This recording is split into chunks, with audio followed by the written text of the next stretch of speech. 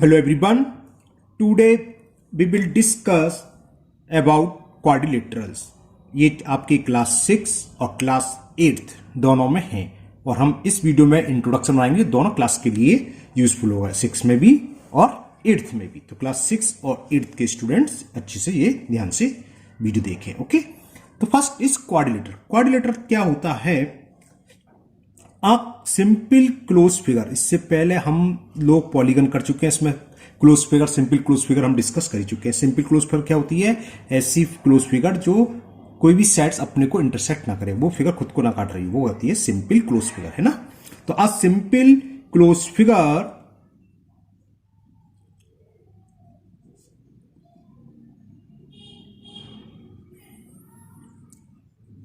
formed by 4-line segment.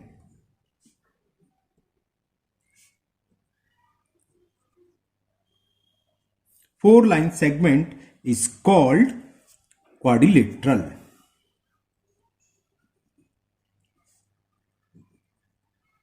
Is called quadrilateral. Okay. For example, हमने एक figure बनाई, इसको नेमिंग कर दें ए बी सी डी। तो सिंपल क्लोज फिगर है, तो ये क्या है? क्वाड्रिलेटर। 4-लाइन सेगमेंट है, A B B C C D D A. Okay, जहां ये जो ए है, जहां पर दो साइड्स मीट होती हैं वो कहलाते हैं वर्टेक्स।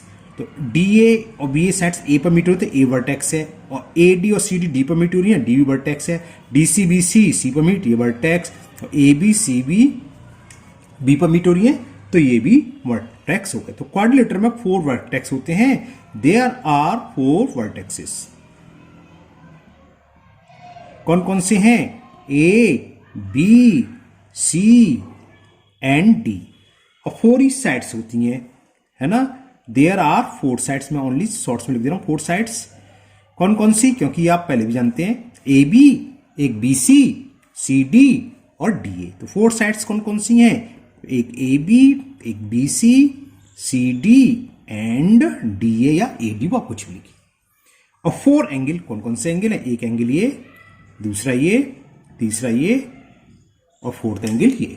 तो 4 angle, there are 4 angle, their name is according to this figure, है ना। एक एंगल ए है, एक एंगल बी, एक एंगल सी एंड एक एंगल डी।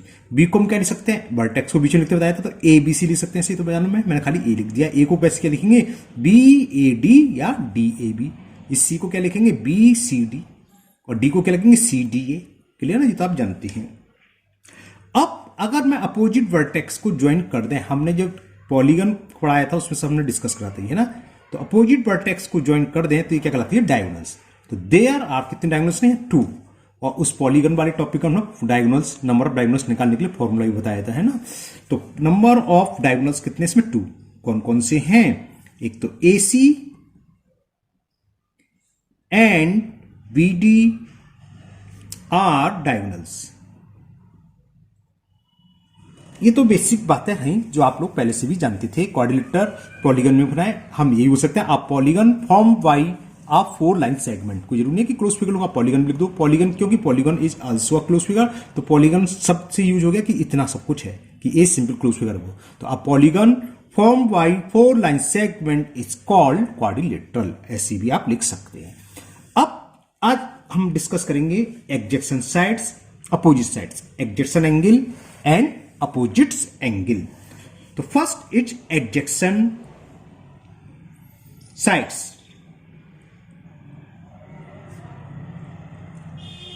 देखो, एडजेसेंट साइड्स क्या होती हैं? बस आप ये समझ लो एक तरीके से कंटिन्यूअस वाली, लगातार कंटिन्यूअस का क्या होता है? लगातार, जस्ट बात है। हम कह ए बी की एडजेसेंट साइड्स के, तो ए बी की अगर हम इस डायरेक्शन में चले तो कौन सी आ रही? B C. और ए बी की अगर इस डायरेक्शन में, यानी क्लॉकवाइज चले कि एंटी क्लॉकवाइज, वाली बातें है ना, अगर इस डायरेक्शन में चले ए डी, तो ये होती है एडजेसेंट। ए बी की 2 एडजेसेंट साइड होंगी, ए डी और बी सी। और दूसरे सेक्शन में एडजेसेंट साइड्स वो 2 साइड्स होती हैं जिसमें एक कॉमन एंड हो। मतलब क्या है? देखो, ए बी और डी में कॉमन एंड ए है, यानी ए सी स्टार्ट होंगे, ए की एंड से स्टार्ट होने वाली, बी से स्टार्ट होने वाली बी सी और बी ए। तो ये इसकी एडजेसेंट साइड है। तो अगर बात आई डेफिनेशन की, क्या लिखना चाहिए, तो ये लिख लो, two sides of a quadrilateral, two sides of a quadrilateral which have, क्या बताया था, a common point, which have a common end point are called, क्या कहलाएंगी, इट्स एडजेसेंट साइड्स, इसकी एडजेसेंट साइड्स कहलाएंगी, its adjacent sides. For example, अगर जो हमने फिगर बनाई है इसके हिसाब से ए बी और ए डी होगी, क्योंकि इसमें एंड पॉइंट कौन सा कॉमन है, ए है ना, A B and A D हो गई, और दूसरी क्या, B C and A B, B C या बी ए कुछ भी लिख लो, तो मैंने लिख दिया एक A D and A B, B C and A B, क्यों, क्योंकि बी कॉमन है, तो ये तो मैंने गलत लिख लिया, बी ए लिख दिया ना, B C and A B, फिर C D and B C, क्यों है, क्योंकि सी कॉमन एंड पॉइंट है, और एक C D and D A common लगा दो। ये सारी की सारी एक दिखाता हूं मैं आपको, मैंने लिखा A B and A D, क्योंकि ए कॉमन है दोनों में, फिर B C and B A या ए बी कॉमन है, फिर लिखा बी सी और सी डी, क्योंकि सी जो एंड है दोनों में कॉमन है, और सी डी और डी है जिसमें डी क्या है, कॉमन एंड है। समझ में आ गई ना, देखो सी डी और डी एक एंड, कौन सा, डी इसमें कॉमन है, ए डी और ए बी इसमें एक एंड कॉमन है, बी सी और ए बी में बी एंड पॉइंट कॉमन है, सी डी और बी सी में सी एंड कॉमन है, एक सिरा एंड होती, देखो तो ये हो गया एडजेसेंट साइड्स। अब जब एडजेसेंट साइड्स आ गई तो उसके बाद अपोजिट साइड्स, अपोजिट साइड्स क्या होती हैं, या तो हम ये लिख सकते हैं कि नॉन कॉन्सिक्यूटिव साइड्स, जो लगातार ना हो, एक साइड को छोड़कर जो होती है वो अपोजिट साइड्स, या दूसरे शब्दों में इसके हिसाब से जिसमें कोई भी कॉमन पॉइंट ना हो, इसमें तो क्या होता है अ कॉमन एंड पॉइंट, अपोजिट्स में कोई भी कॉमन एंड पॉइंट नहीं होगा, वो होंगी अपोजिट साइड्स। तो अपोजिट साइड्स क्या होंगी, to sides of a quadrilateral, two sides of a quadrilateral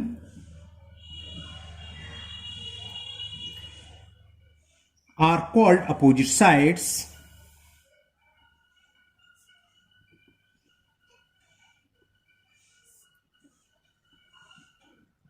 are called opposite sides कब कहलाएंगी, if they do not have a common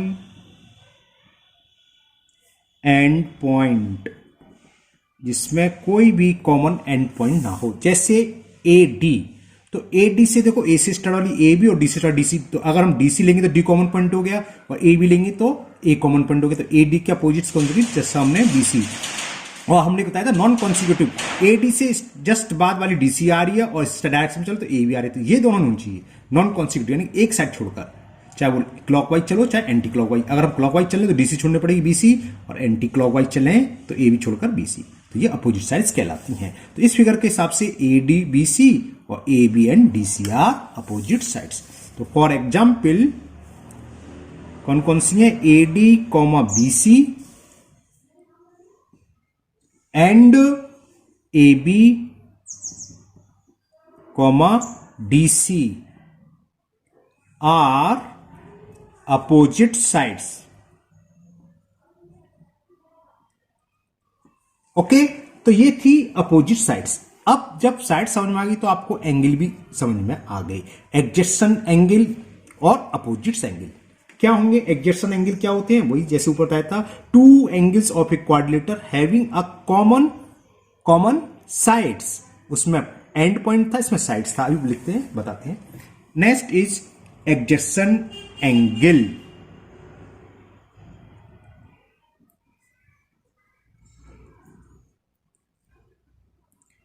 तो टू एंगल्स एडजेसेंट कब होंगे, लिख देते हैं हम, two angles of a quadrilateral two angles of quadrilaterals having क्या बताया था, कॉमन, उसमें एंड पॉइंट, इसमें sides, common side are called its एडजेक्शन एंगल। कैसे, अब बताते हैं। देखो एंगल ए, इसमें एक साइड से आ रही है एक, अब इसका एडजेसेंट एंगल क्या होगा, अगर हम या तो हम ये ले सकते हैं कौन सा, डी, डी में कौन सी, एडीसी, तो एडी कॉमन हो गई, और अगर इस साइड लें तो कौन सा आएगा, बी, एबीसी। बस समझिए एंगल एक कैसे बनेगा, जी तो आम सुने इसकी, एक डीए और एक एबी। अब अगर हम बीसी ले लें, मतलब एंगल ये ले लें, तो इसके लेंगे एबीसी, तो इसमें कौन सी आर्म्स कॉमन हुई, साइड्स एबी, और अगर हम ले लें एडीसी तो आर्म्स हो गई डीसी। तो इसका एडजेसेंट एंगल डी और बी दोनों होंगे, मैं भी लिखूंगा। तो for example angle D A B and angle D A B और एंगल एडीसी, एंगल एडीसी, ये एडजस्ट, देखो sides D A AD common आ गई। अब दूसरा इसी के साथ डी ए बी के साथ एक और मिल सकता है एंगल डी ए बी के साथ बन सकता है angle A B C, angle लगाना भूल गया मैं ये, तो देखो ए बी साइड्स दोनों में कॉमन है। और तीसरा बनेगा A B C, angle A B C comma angle B C D, दिख गया हो कौन सी साइड्स कॉमन है, बी सी है ना, और एक last angle B C D और comma angle C D A, angle C D A. तो ये चार पेयर, इसमें कौन सी साइड्स, फिगर से दिखाता हूं, मैंने ये लिया यल एंगल, ये और ये, तो इस एंगल में कौन सी, देखो ये कॉमन आ रही है और इसमें ये साइड्स आएगी, ये तो मिलता है एंगल, तो इन दोनों में देखो, इन दोनों एंगल में यल एंगल और यल एंगल ये कॉमन हो गई, तो ये दोनों एडजेसेंट एंगल हुए। क्लियर। अब अगर बी लें तो बी के लिए ये आर्म्स है और ये लें तो ये आर्म्स है, तो ये और ये कॉमन हो गई। इस तरह से मैंने सब लिख लिया। अगर एक साइड्स कॉमन है तो वो अपोजिट, सॉरी एडजेसेंट एंगल, और वन पॉइंट कॉमन है तो एडजेसेंट साइड्स। अब जैसे एडजेसेंट एंगल है, अब इसी तरह हम अपोजिट्स एंगल, जैसे हमने अपोजिट साइड्स लिखी थी, अब आएगा opposite angle. Next is opposites angle. तो अपोजिट एंगल्स क्या होते हैं, जो एडजेसेंट एंगल ना वो अपोजिट एंगल, और दूसरे शब्दों में हम क्या लिखेंगे, टू एंगल्स लिख देता हूं मैं, two angles of a quadrilateral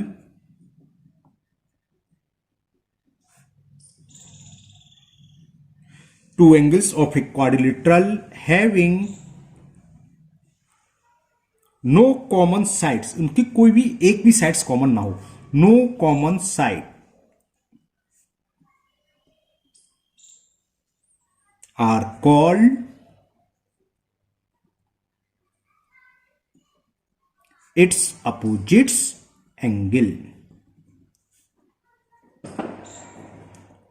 ये 6 और 8 दोनों क्लास के लिए इंपॉर्टेंट है।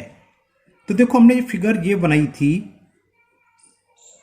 ए बी सी डी, तो इसका अपोजिट एंगल ये होगा, क्यों, देखो इस एंगल की साइड्स ये हुई, आर्म जिसे बोलते हैं, और इस एंगल की हुई, दोनों में कोई कॉमन नहीं है, और बी का अपोजिट एंगल डी होगा। बी के लिए साइड्स कौन सी, आर्म जो है एंगल की ये, और इसके लिए ये, तो कोई भी कॉमन नहीं आ रही, तो क्या होगा, angle A comma angle C and B का अपोजिट क्या है, D, angle B comma angle D are opposites angle, opposite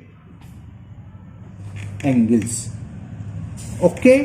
अब ये तो क्वाड्रिलेटर की बात हो गई, चार साइड्स थी जिसमें दो पेयर होती हैं एडजेसेंट और दो होती हैं अपोजिट, चार एंगल, दो एडजेसेंट पेयर के एंगल और दो अपोजिट एंगल हो गए।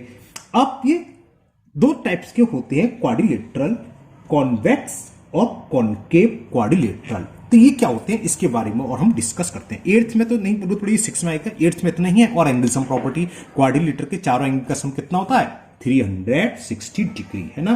तो पहले हम कॉन्वेक्स क्वाड्रिलेटरल के बारे में डिस्कस करेंगे। What is convex quadrilateral. Convex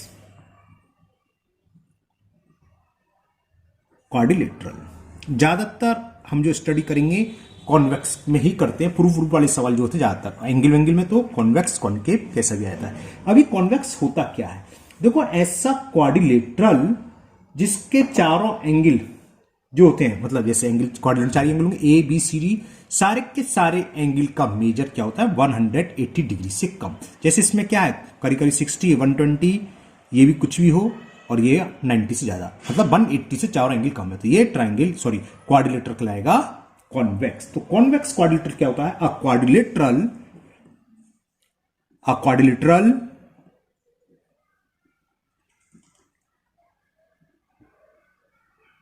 in which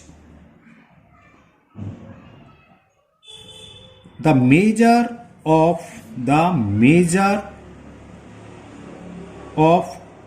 all angles is less than 180 degree is called the measure of all angle, या ईच एंगल लिख सकते हो ना, ऑल का मतलब सबको ऐड करके अलग अलग है ना, तो और तो मेजर ऑफ ईच लिख लूं, ऑल की जगह सही है। Each angle is less than 180 degree is called convex quadrilateral. जो आप लोगों ने सुने हैं स्क्वायर, रेक्टेंगल, रोम्बस और क्या रह गया काइट शेप, ये सब क्या है कॉन्वेक्स क्वाड्रिलेटरल। ओके, तो जैसे ऊपर वाली फिगर थी इट इज द कॉन्वेक्स। फिर दिमाग में आता है जब कॉन्वेक्स ये तो कॉन्केव क्या होगा और कॉन्केव की फिगर कैसी होगी। पहले तो हम कॉन्केव क्वाड्रिलेटरल होता है क्या ही बता दें। देखो कॉन्केव क्वाड्रिलेटरल में क्या होता है कि कोई भी एक एंगल अगर 180 डिग्री से अधिक है, किसी भी एक एंगल का मेजर 180 डिग्री से अधिक है तो वो कहलाता है कॉन्केव। अब दिमाग में आता है क्या ऐसा पॉसिबल है क्वाड्रिलेटर की 180 से अधिक एंगल बन जाए? बहुत है, अभी दिखाएंगे हम। तो पहले तो उसकी डेफिनेशन लिख देना, अ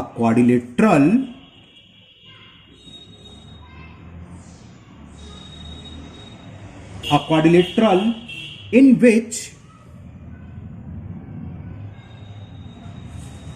द मेजर ऑफ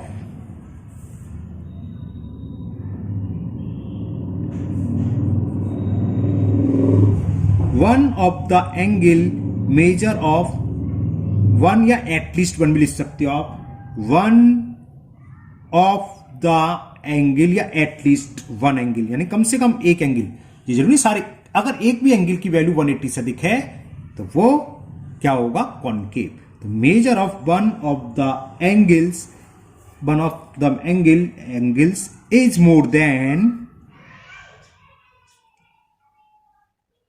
180 डिग्री, तो क्या कहलाएगा यह? It's called concave quadrilateral.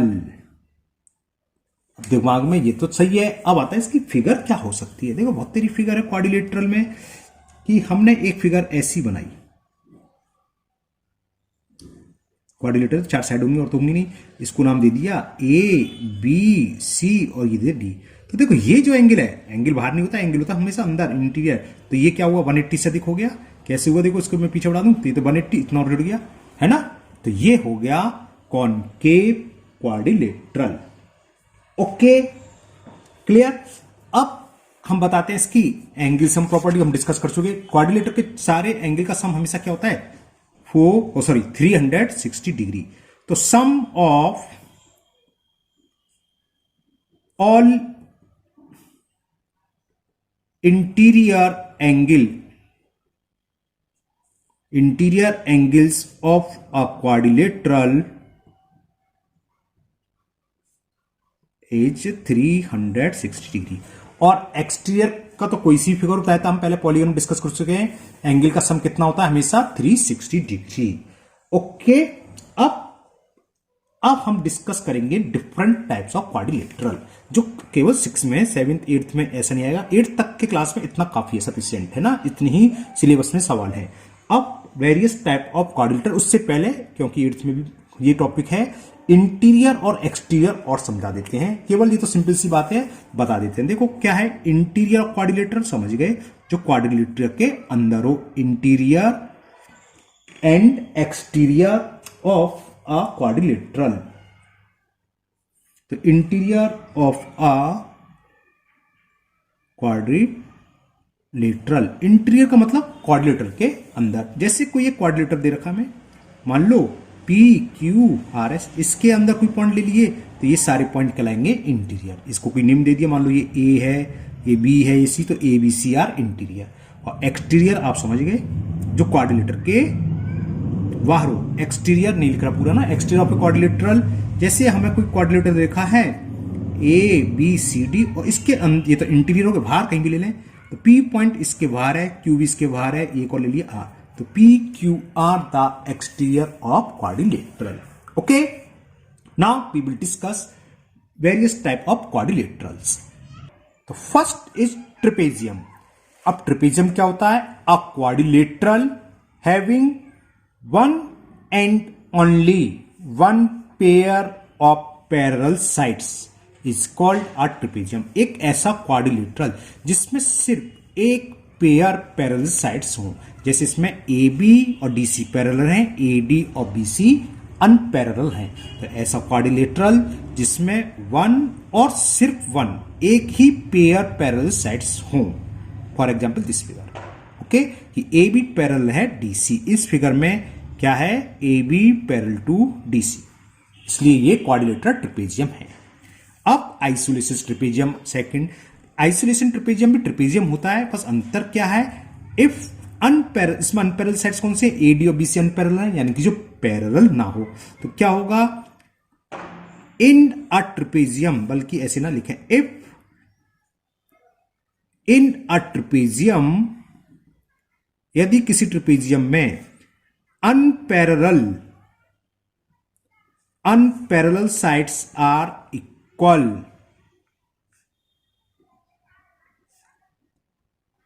Then trapezium is called, तब उस कंडीशन में वो ट्रेपेजियम क्या कहलाएगा?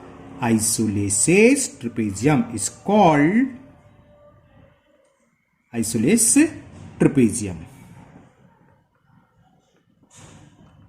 ओके, अगर हम इसकी फिगर की बात करें तो कुछ इस टाइप की फिगर आएगी। जितनी ये है उतनी ही ये होगी लेंथ में। ये दोनों साइड्स इक्वल होंगी और ये इसके पैरेलल होगी। अगर ये ए बी सी डी नाम दिया तो ए डी इक्वल टू होगा बी सी के। Okay, next is parallelogram. तो पैरेललोग्राम क्या होता है? A quadrilateral in which both pair of opposite sides, opposite sides दोनों, ये इसके पैरेलल हो और याली अपोजिट साइड्स इसके, सॉरी ये याली साइड्स इसके अपोजिट साइड्स के पैरेलल हो। यानी कि अपोजिट साइड्स अगर पैरेलल हैं तो a quadrilateral in which both pair of opposite sides are parallel is called parallelogram. For example this figure, ये A B parallel D C के और बी सी पैरेलल है ए डी के। तो इसकी प्रॉपर्टी आप सभी क्वाड्रिलेटर्स की याद रखेंगे जो मैं बता रहा हूं, ये आगे यूज होंगी। तो ये इंट्रोडक्शन का वीडियो बहुत इंपॉर्टेंट है, अच्छे से आप इसको समझें। Properties of parallelogram, properties of, देखो पैरेललोग्राम को हम शॉर्ट में पैरेलल लाइन बना के और जीएम लिख देते हैं। मैं शॉर्ट में लिख दिया है ना प्रॉपर्टीज ऑफ पैरेललोग्राम। प्रॉपर्टीज क्या है पैरेललोग्राम की? पहली प्रॉपर्टी होती है opposite sides of a parallelogram are equal and parallel. Opposite side जो होती हैं इक्वल होती हैं पैरेलल। तो A B equal D C के होगी, तो मैं इसको नेम में लिखता हूं कि ए बी इक्वल होगी डी सी के और साथ ही साथ क्या होगी? ए बी पैरेलल होगी डी सी के। और ये भी तो है, एंड ए डी इक्वल होगी बी सी के और इसके पैरेलल भी होगी। देखो पैरेललोग्राम में अगर कोई क्वाड्रिलेटर ऐसा है जिसकी अपोजिट्स दोनों पेयर अपोजिट साइड्स के पैरेलल हैं तो वो इक्वल तो 100% होंगे। या कोई क्वाड्रिलेटर ऐसा है जिसकी अपोजिट साइड्स इक्वल हैं तो वो साइड्स पैरेलल होंगी और वो क्वाड्रिलेटर भी पैरेललोग्राम होगा। ये प्रॉपर्टी का ध्यान रखना। सेकंड प्रॉपर्टी क्या है इसकी? Opposites angles of a parallelogram are equal. Opposites angle equal होते हैं। एक का अपोजिट एंगल सी है तो angle A equal to angle C के होगा और एंगल डी का अपोजिट्स बी है और बी इक्वल टू होगा डी के। तो second property, opposites angle of a parallelogram are equal. तो ए का अपोजिट सी है तो ए और सी इक्वल होंगे और बी और डी आपस में इक्वल होंगे। And angle B equal to angle D. Now third, जो डायगोनल्स होते हैं इसके क्या करते हैं, बाइसेक्ट करते हैं ईच अदर। और डायगोनल्स क्या होते हैं, अपोजिट वर्टेक्स को ज्वाइन करने वाली। बी को अगर हम डी से ज्वाइन कर दें और ए को सी से, सपोज करो ये ओ पॉइंट पर इंटरसेक्ट कर रहे हैं, तो बाइसेक्ट का मतलब ये जितनी लेंथ होगी ए से ओ तक उतनी लेंथ होगी सी से ओ तक, बी से ओ तक जितनी होगी उतनी लेंथ होगी डी से ओ तक। ये इसके इक्वल होगा और ये इसके इक्वल होगा, यानी कि डायगोनल बाइसेक्ट ईच अदर। तो इससे क्या हुआ कि A O equal to C O and B O is equal to D O. Okay, तो ये थी प्रॉपर्टी। एक प्रॉपर्टी और होती है कि एडजेसेंट एंगल का सम क्या होता है 180। Angle D plus angle C 180, angle C plus angle B 180, B plus A 180, A plus D 180। तो sum of adjacent angle is 180। तो D plus angle C equal to होगा angle C plus angle B के, और ये equal होगा angle B plus angle A के, और ये इक्वल होगा angle A plus angle B के। और किसके इक्वल होते हैं, चारों के चारों एंगल 180 के। इसे कोइंट्री एंगल भी हम बोल देते हैं। तो ये तो रही बात पैरेललोग्राम की। अब है रोम्बस। चलिए रोम्बस क्या बताते हैं। Next is rhombus. रोम्बस क्या होता है, a parallelogram in which all sides are equal. ये चारों की चारों साइड्स आपस में इक्वल हो, वो कहलाता है रोम्बस। और पैरेललोग्राम कह रहा है, पैरेललोग्राम का अपोजिट पेयर कैसा होना चाहिए, parallel. For example in this figure A B C D, ये इसके पैरेलल है, ये इसके पैरेलल, और चारों साइड्स इक्वल हैं, तो ये है रोम्बस। अब रोम्बस देखो क्या लिखा हमने, अ पैरेललोग्राम, यानी कि रोम्बस इज अ पैरेललोग्राम। तो प्रॉपर्टी ऑफ रोम्बस वही होंगी जो पैरेललोग्राम की हैं, बस अंतर क्या है, एक तो इसकी चारों साइड्स इक्वल है। चलो पहले ही लिख देता हूं। फर्स्ट कि opposite sides are parallel. A B parallel होगी डी सी के और ए डी पैरेलल होगी बी सी के। पहली प्रॉपर्टी तो ये opposite sides are parallel. Second, all sides are equal, यानी कि A B is equal B C is equal C D is equal D A, है ना। और अपोजिट्स एंगल्स आर इक्वल, क्योंकि पैरेललोग्राम है। तो एंगल ए इक्वल टू होगा angle C के और एंगल वी इक्वल टू होगा एंगल डी के। अब अगर इसके हम डायगोनल्स मीट करें तो डायगोनल्स क्या करते हैं, बाइसेक्ट, मान लो ये पॉइंट ओ है, बाइसेक्ट करते हैं, यानी कि ए ओ इक्वल टू होगा सी ओ के और बी ए इक्वल टू होगा डी ओ के। ये सब तो पैरेललोग्राम की प्रॉपर्टी भी थी, है ना, कि A O equal to C O and B O is equal to D O. अब अंतर क्या है, इसके जो डायगोनल है बाइसेक्ट करते हैं एट राइट एंगल पर, यानी कि ये जो एंगल होंगे 90 डिग्री के होंगे, यानी कि A O B equal to we O C equal to C O D equal to A O D. Each angle किसका होगा 90 डिग्री पर। ये अंतर है बस इन दोनों में, कि इसके जो डायगोनल्स हैं बाइसेक्ट करते हैं एट राइट एंगल, यानी कि 90 डिग्री पर। तो angle A O B equal to angle B O C equal to angle C O D equal to angle D O A, और ये सारे के सारे किसके इक्वल हैं, 90 डिग्री के, या जिसको हम बोलते हैं राइट एंगल। ओके, ये था रोम्बस। ओके, आपने एक स्क्वायर भी हम बताएंगे आगे। स्क्वायर में क्या होता है, each sides are equal and each angle is 90 degree. ये जो एंगल है इसमें देखो एक्यूट एंगल है, लेकिन स्क्वायर में क्या होता है, ईच एंगल 90 डिग्री। बस इतना ही अंतर है रोम्बस और स्क्वायर में, बाकी सारी प्रॉपर्टी सेम है। अपोजिट एंगल इक्वल होती हैं, चारों इक्वल होते हैं उसमें, तो 90 अपोजिट तो इक्वल हो गए। उसके भी डायगोनल बाइसेक्ट करते हैं। और क्या अंतर है दोनों में, इसके डायगोनल्स अलग अलग होते हैं और स्क्वायर में स्क्वायर में डायगोनल्स सेम होते हैं। चलो जब आएगा जब हम डिस्कस कर लेंगे, पहले हम रेक्टेंगल कर लें, उसके बाद हम स्क्वायर पर ही पहुंचेंगे। Next is rectangle. तो रेक्टेंगल क्या होता है, a parallelogram in which each angle is equal to right angle या 90 डिग्री। राइट एंगल का 90 डिग्री इज कॉल्ड रेक्टेंगल, ये आप पढ़ भी चुके हो। अब देखो इसकी प्रॉपर्टी देखें, property of rectangle. Property important है, प्रॉपर्टी आपको मालूम होने चाहिए। अब ये पैरेललोग्राम तो है, तो पैरेललोग्राम की सारी प्रॉपर्टी होंगी क्या होती है, opposite sides are equal and parallel. तो पहली प्रॉपर्टी ये लगा देते हैं कि ए बी पैरेलल टू है डीसी के, और क्या है, और ये इक्वल भी होगी, ए बी इक्वल टू होगी डीसी के, और ए डी पैरेलल है बीसी के, और ये इसके इक्वल भी होगी, है ना, opposite sides are equal and parallel. Each angle is 90 degree. तो ए बी सी डी चारों के चारों एंगल इक्वल होंगे, और किसके इक्वल होंगे, 90 डिग्री के। Angle A equal to angle B is equal angle C equal angle D, और ये चारों एंगल किसके इक्वल, 90 डिग्री के। फोर्थ, अगर हम इसके डायगोनल्स को ज्वाइन कर दें ए सी एंड बी डी, और ये पॉइंट मान लो ओ, तो वही पैरेललोग्राम तो बाइसेक्ट करेंगे, तो क्या होगा, ए O equal to C O और B O equal to D O. लेकिन अंतर क्या है यहां, बस इतना अंतर है पैरेललोग्राम और रेक्टेंगल में, एक तो ईच एंगल 90 डिग्री होते हैं, पैरेललोग्राम में नहीं होते। पैरेललोग्राम तो ये है ऑलरेडी, है ना, ये पैरेललोग्राम डेफिनेशन में लिखा था पैरेललोग्राम, लेकिन इसके दोनों डायगोनल्स इक्वल होते हैं। तो ये बाइसेक्ट करेंगे तो चारों के चारों पार्ट्स आपस में इक्वल होंगे, A O equal to C O equal to we O equal to D O, है ना, क्यों होंगे, क्योंकि इसके डायगोनल्स इक्वल हैं। तो बाइसेक्ट कर रहे हैं, और साथ ही साथ ये चारों पर इक्वल होंगे, A O equal to we O equal to C O equal to D ओ।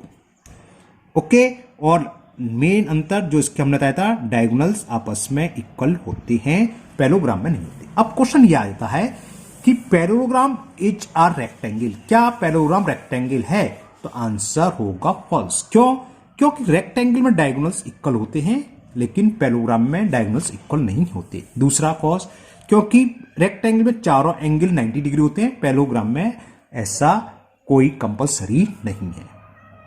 फिर समझ में आ गया ना। अब हम पढ़ेंगे स्क्वायर।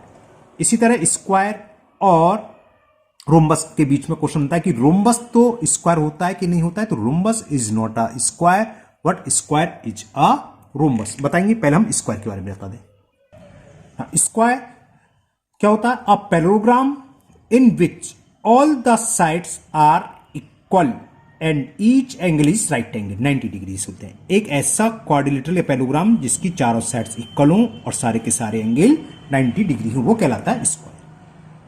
अब प्रॉपर्टी ऑफ स्क्वायर, देखो इसकी चारों साइड्स इक्वल हैं, तो पहली प्रॉपर्टी तो ये लिख दो कि ऑल साइड्स आर इक्वल, यानी कि A B is equal B C is equal C D is equal D A. और ये पैरेललोग्राम है तो अपोजिट साइड्स पैरेलल भी होंगी। सेकंड प्रॉपर्टी क्या हो गई, ए बी पैरेलल होगी डी सी के and B C parallel to होगी ए डी के। बी सी के अपोजिट साइड्स ए डी, ये पैरेलल होगी, ए बी के अपोजिट साइड डी सी, ये पैरेलल होगी। ओके, और ईच एंगल इज 90 डिग्री, चारों एंगल 90 डिग्री के हैं और चारों इक्वल हैं 90 डिग्री के। तो A angle A equal to B के है और ये सी के इक्वल है और ये डी के, चारों एंगल इक्वल हैं, वन राइट एंगल यानी कि 90 डिग्री। अब जरा हम इसके डायगोनल्स को मीट करें, B D and A C. Square के डायगोनल्स क्या होते हैं, इक्वल होते हैं। Fourth, A C is equal to B D. अभी तक आपने जितनी फिगर पढ़ी हैं इसमें सिर्फ दो ही फिगर ऐसी आई थी, एक रेक्टेंगल और एक स्क्वायर, जिसके डायगोनल्स इक्वल थे और जिनके चारों एंगल 90 डिग्री थे। मान लो ये पॉइंट ओ है, अब ये भी इक्वल है तो चारों पार्ट्स इक्वल होंगे, A O equal to we O equal to C O D. Suppose करो ये 8 सेंटीमीटर है तो 4 4 हुआ, तो ये भी 8 होगा क्योंकि दोनों डायगोनल्स इक्वल होते हैं, तो ये चारों पार्ट्स इक्वल हो जाएंगे। बाइसेक्ट तो करते हैं और ये चारों आपस में इक्वल होते हैं। तो नेक्स्ट हो गई कि A O is equal V O is equal C O is equal D O. अब जैसे रोम्बस में ये 90 डिग्री पर इंटरसेक्ट करते थे, इसी तरह स्क्वायर में भी डायगोनल्स इसको राइट एंगल पर इंटरसेक्ट करते हैं। डायगोनल बाइसेक्ट राइट एंगल पर सिर्फ दो ही कंडीशन में करते हैं, या तो रोम्बस हो या स्क्वायर, या दूसरे शब्द आप ये बात रखो, ऐसा क्वाड्रिलेटरल जिसकी चारों साइड्स इक्वल हो उसमें ही डायगोनल्स राइट एंगल पर इंटरसेक्ट करते हैं या बाइसेक्ट करते हैं, बाइसेक्ट भी करते हैं ना। तो और चार साइड्स किस में खुलते हैं, स्क्वायर और रोम्बस में। तो ये एंगल 90 डिग्री का होगा। कौन कौन सा मैं लिख देता हूं, angle A O B equal to angle B O C equal to angle C O D equal to angle D O. ये चारों एंगल आपस में इक्वल होते हैं और 90 डिग्री के होते हैं।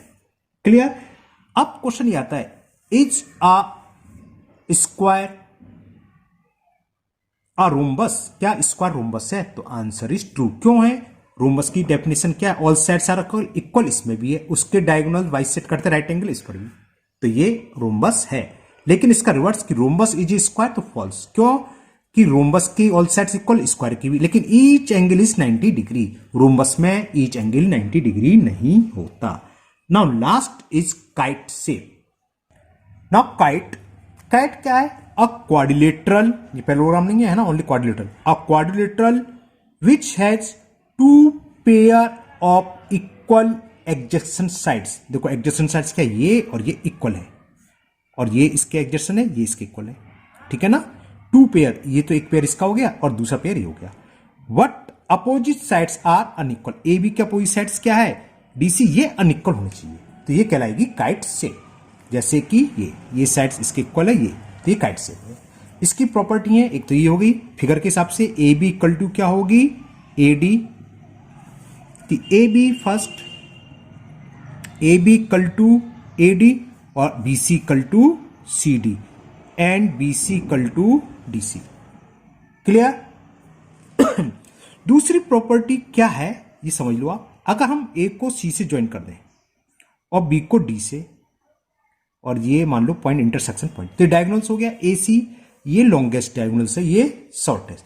तो लॉन्गेस्ट डायगोनल्स, सबसे बड़ा जो डायगोनल्स होता है इसमें, वो शॉर्टेस्ट डायगोनल को परपेंडिकुलर बाइसेक्ट करता है, 90 डिग्री होगी, और बी से ओ तक की डिस्टेंस वही होगी डी ओ, है ना। तो क्या इसे लिखूं, मैं ऐसे लिख दे रहा हूं कि B O is equal to D O, लेकिन A O equal to C ओ नहीं होगा, केवल छोटा वाला जो डायगोनल्स है वो बाइसेक्ट होता है किसके द्वारा, जो बड़ा है लॉन्गेस्ट डायगोनल से, है ना। मैं चलो लिख देता हूं, longest diagonals, longest diagonal bisect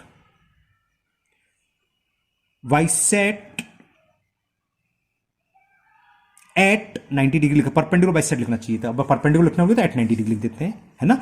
बल्कि तुम आप लोग जब लिखो लिखना लॉन्गेस्ट डायगोनल परपेंडिकुलर बाइसेक्ट या bisect at 90 degree to BD, BD को 90 डिग्री पर बाइसेक्ट करता है, यानी कि समझ में आ गया, ये 90 होगा, ये 90, ये भी 90, ये भी 90। बस काइट में इतनी ही प्रॉपर्टी, ज्यादा कुछ नहीं है। तो मुझे उम्मीद है आप लोगों को ये इंट्रोडक्शन में सभी तरह के क्वाड्रिलेटर बहुत अच्छे से समझ में आ गए होंगे। इस वीडियो को आप कम से कम 2 बार देखें और बहुत अच्छे से ये सारी प्रॉपर्टी विशेष का ध्यान रखें, क्योंकि आगे जो सवाल आएंगे ट्रू फॉल्स के इस प्रॉपर्टी के बेस पर आते हैं कि रोम्बस इज ए स्क्वायर की स्क्वायर इज द काइट, इस टाइप के सवाल आएंगे, तो आपको प्रॉपर्टी क्लियर होने चाहिए, है ना।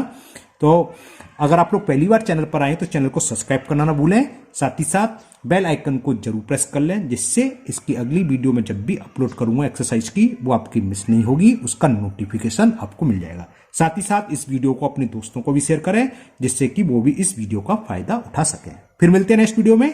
Thank you, have a nice day.